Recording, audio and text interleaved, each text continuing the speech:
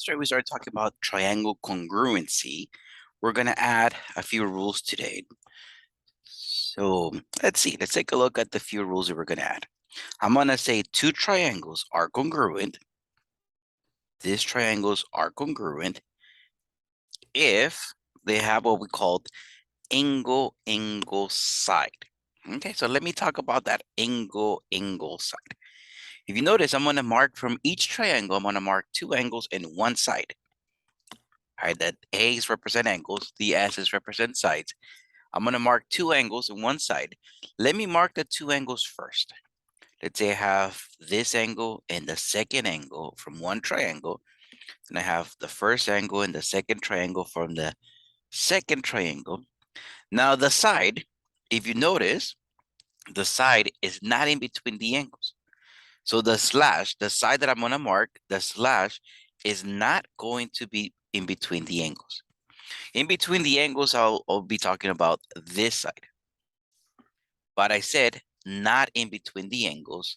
So let me mark this side is equal to this side.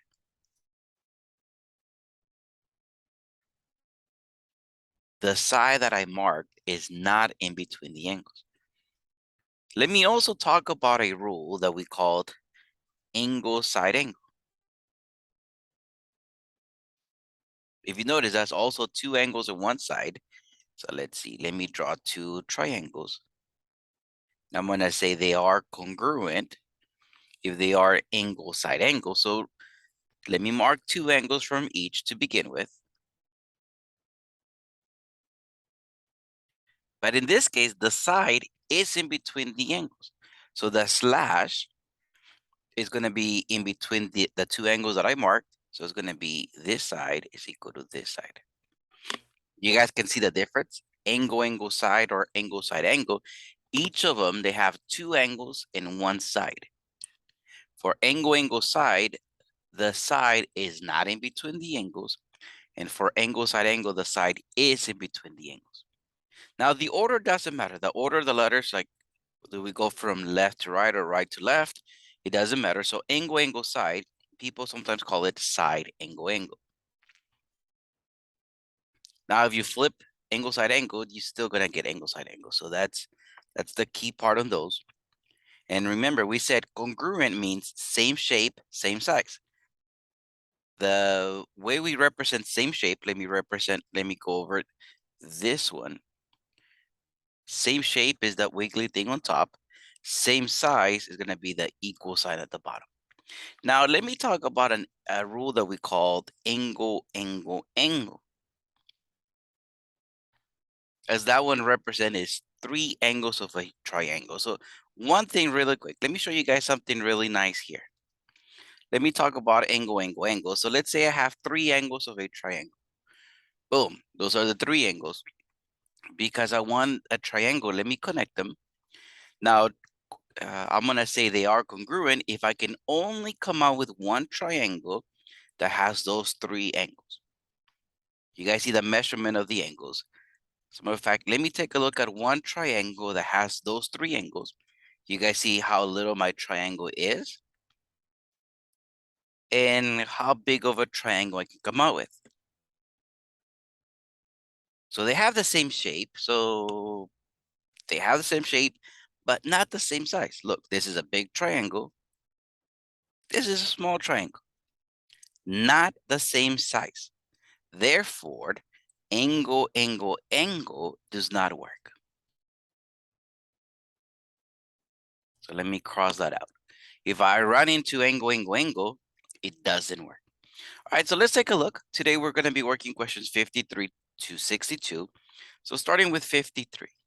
Determine if the two triangles are congruent. If they are, state how you know. We learned a few rules yesterday.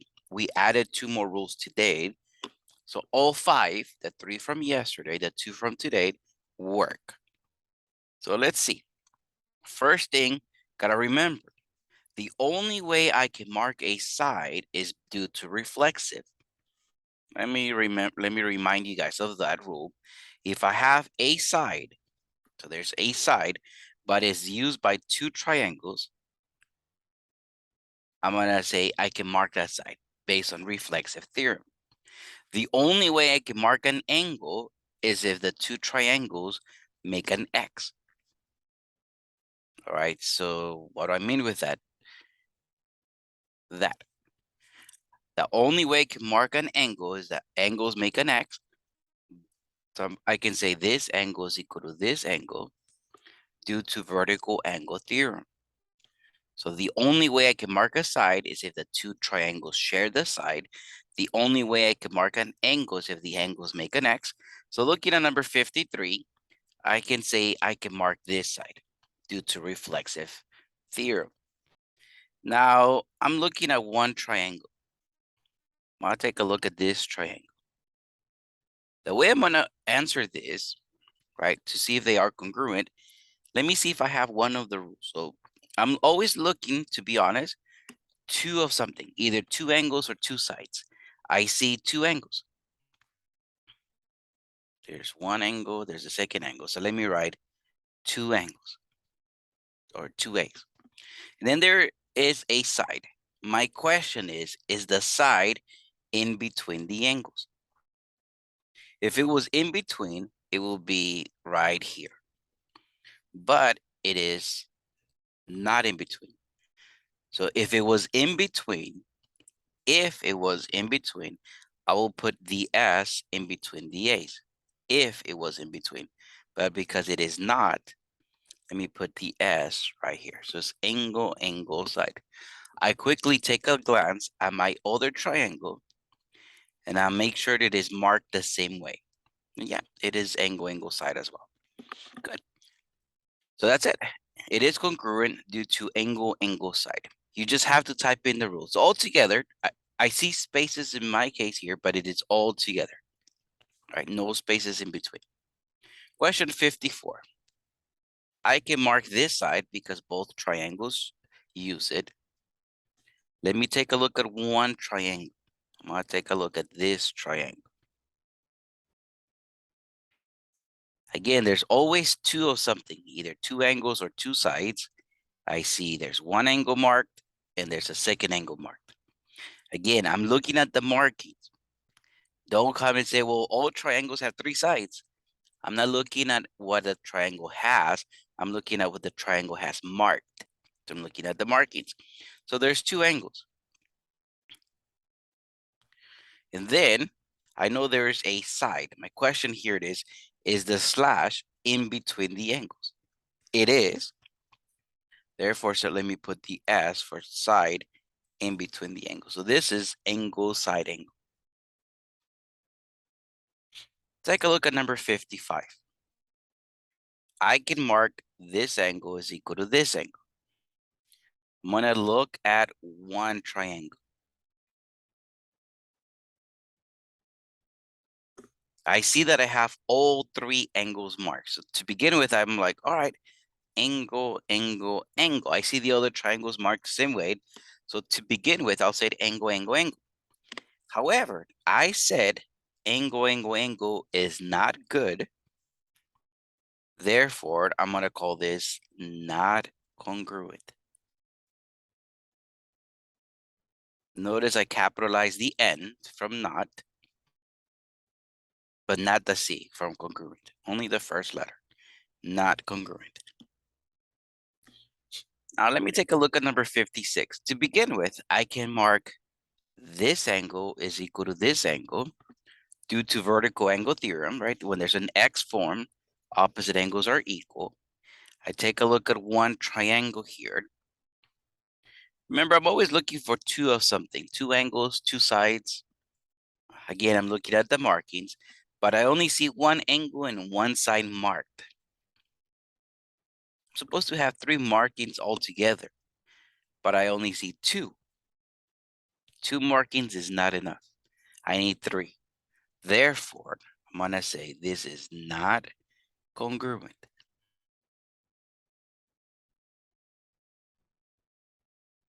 All right, let's take a look at number 57. The only way I can mark a side is if the two triangles are sharing the side. Not happening. The only way I can mark an angle is if the angles make an X. It's not happening. So I have the markings that I should be needing. So let's see. I'm taking a look at this triangle. I know yesterday we learned HL, hypotenuse leg. It works HL when the angle is 90 degrees and I have a side angle. I see 90 degrees, not necessarily has to be HL. So I'm looking at two of something, right? Two angles or two sides. Again, I'm looking at the markings and I see two angles. There's one angle and there's two angles. So I'm gonna put my two A's. And then I ask myself, is the slash for the side in between? If it was in between, it will be right there. But it is not. The side, it's right here. So it's not in between the angles. Therefore, I'm looking at angle, side. Quickly take a look at the other triangle. It is marked the same way. So I'm good to go. Let's take a look at question number 58. To begin with, I can say this angle right here is 90 degrees due to vertical angle theorem. Right? When there's an X formed, opposite angles are equal. One of them is 90, obviously the other one is 90 as well. So two of something, right? Again, I'm looking at the markings. I see there's one angle and there's another angle. All right, so let me write two angles. Two angles marked. And then the side. My question is the side in between the angles? The slash. Yeah, it is. So let me put the S in between. So I have angle, side, angle. I quickly take a look at the other triangle. They have to be marked the same way. So yeah, we're good. Now, 59 through 62 state what additional information is required in order to know that the triangles are congruent for the reason given. So it needs to be congruent. I'm not asking is it congruent or not. I am saying it has to be. From the three markings I'm supposed to have, I'm missing one of them. So my question here is, what am I missing? If I'm missing a side, when we represent a side, we use two letters. If I'm missing an angle, we can use one letter or three letters. The only thing with angles is that we can use one letter when it's a unique corner at that letter, but if there's multiple corners, we have to use three letters. Okay, so 59. I need it to be angle, side, angle. So I needed two angles and the side in between. I see that I have one angle marked and one side marked. So I'm gonna look at this triangle on the left. Let me highlight it so you guys can see what am I looking at. All right, so I need two angles and the side in between. So is it this angle or is it this other angle? Remember the side has to be in between the angles. Yeah. Let me say it has to be that angle. Okay. And then on the other triangle, the angle that I'm missing is this one. Okay, so now we gotta name it. So I'm missing an angle. I could call it angle J. On the triangle from the left, I can call it triangle J. Angle J. For angles, I can use one letter if I want. Or use all three letters. Make sure J is in the middle. I'm gonna say angle J is congruent to, okay, on the other side, on the other triangle, again, I could just call it one letter in this case, angle U, or I can use all three letters. As a matter of fact, let me use all three letters. Make sure U is in the center, so I can call this angle TUV. Again, for angles, I can use one letter or three letters. The only thing is I cannot use one letter for angles when there's multiple corners at that letter.